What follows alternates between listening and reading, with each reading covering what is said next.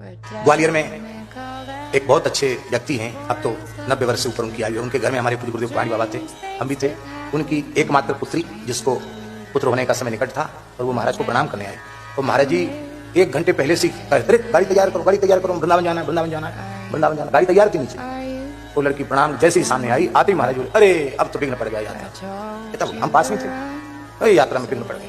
और वो लड़की ऐसे गई और जाकर के बगल की कक्ष में जाकर के लेट गई, और उसको ब्लीडिंग शुरू हो गई।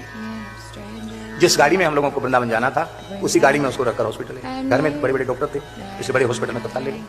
उस घर में केवल महाराज जी और दास, 2 ही लोग घर में बचे, सब गले चले गए, बाहर से ताला लग गया।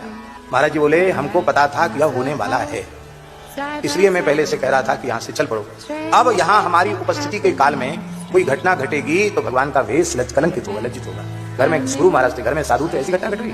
महाराज बोले, देखो बच्चा, उस लड़की की आयु पूरी हो चुकी है, और उसके गर्भ में जो बालक है उसकी भी आयु नहीं है, दोनों की मृत्यु है।